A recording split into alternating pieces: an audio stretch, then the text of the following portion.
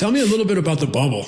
Like the bubble's the bubble. I'd love to hear that, but like then playing the finals in the bubble, where like you literally are going back to the same hotel. Or maybe two different hotels on the same property? Or? Was the Heat? And I don't no, I think the Heat was in our hotel. And so like you're getting on a bus right next to their bus and you're like literally going back to the same place. And yeah, going back to the same place. You, you know, every morning you have to get tested in the morning. You might bump into them in the courtyard when you're eating. That's another part of like, that's like some mental warfare. Right. It's another level of being even more. Yeah, it's no escape. It's like, okay, I've battled this guy. He's pushed me. He's cursed me out. It's a physical game. And then when it's time for me to finally relax and go back and have a glass of wine, I'm bumping into this guy in the elevator. Right. And it's like, you got to ride up with him I got to ride up 40 floors to get up to my room. It's another set of mental warfare. And it's like, who's going to be the one who's going to be the one that falls? Who's going to blink? You know, and like, that was a very challenging, difficult thing because you just don't want to be around the competition until I get on the floor. Yeah, you want to save it for when it counts. Yeah, you want to save it for when it counts. So that's exactly what it was. So different. It's challenging for sure.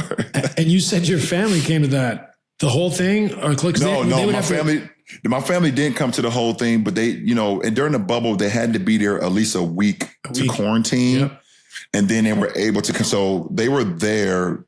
You know, you had to be there like a week before they could even see us. So they're in their rooms for a week just to be able to come to a game. Yeah, they couldn't come out of their room. Nope, and it was off campus too. It wasn't even in the property where we were. They stayed off campus, so they would have to be there for a week to 10 days in their rooms. You know, they have to stay with their parties that was over there who also came down at the same time, and that was so you had to bring them in like 2 weeks beforehand before the games even started. Yes. And practicing in the finals, so like the media had to quarantine, were they there or was that all on Zoom? No, they were there.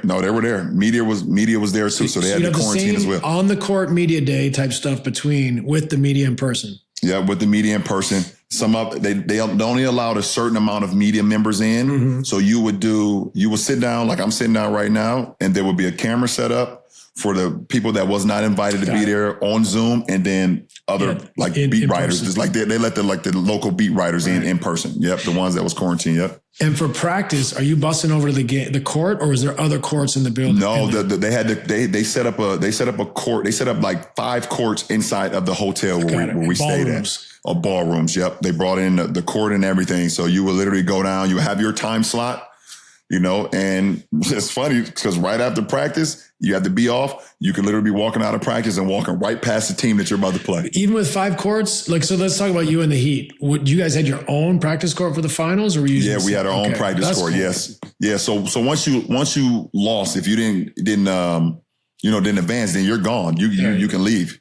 You're gone back home. So once it got to us versus the Heat, you know, there were different rooms, different ballrooms. So they had their main floor court, and we had ours on the other side of the hotel. But like I said, you could still bump into a guy.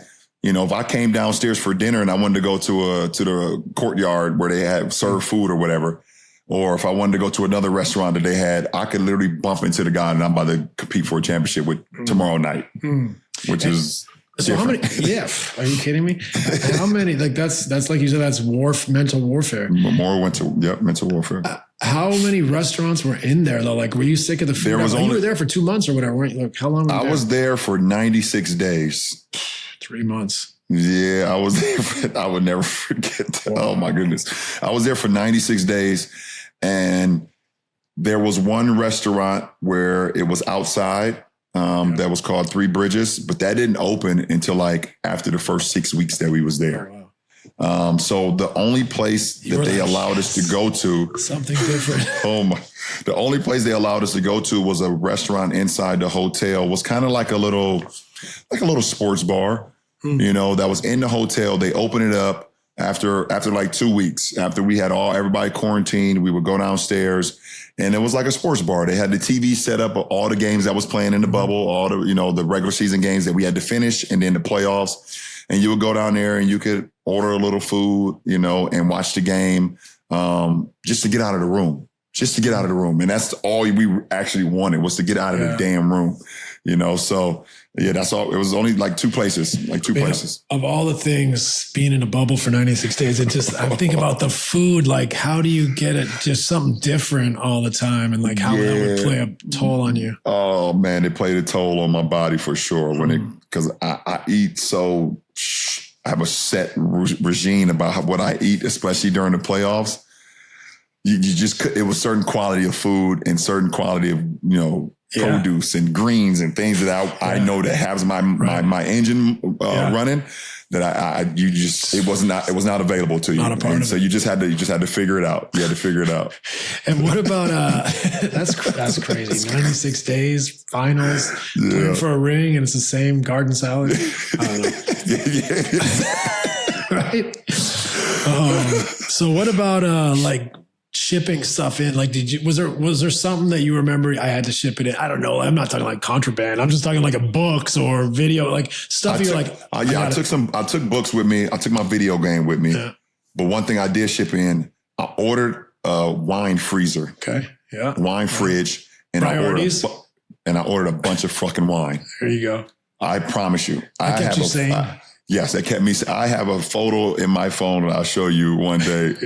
Of all, and after I drank the wine, I would just sit them and line them up on the floor of my room, side by side. Keep the cork in a little container.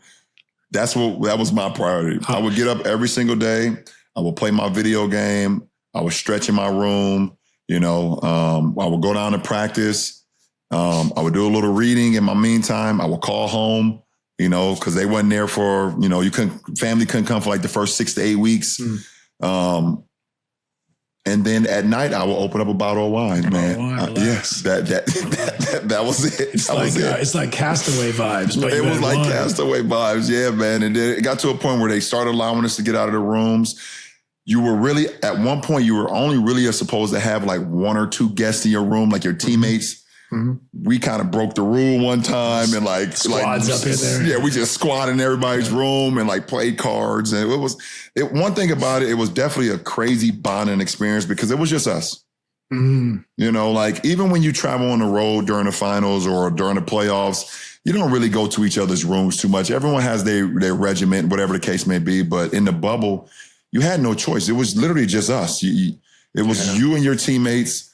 And the coaching staff was there. It's like, bro, can I pull up, bro? Like, come have a glass of wine with me. Again, we gotta do something. Yeah, we gotta do something. Like, my kids are not here. My wife is not here. Like, bro, just, I'm about to pull up to your room. What you doing? Nothing. Same thing I did yesterday. Same thing. So it was a mental. Oh man, that. If you couldn't sustain your focus and your mental wavered a little bit, then the bubble was definitely not for you.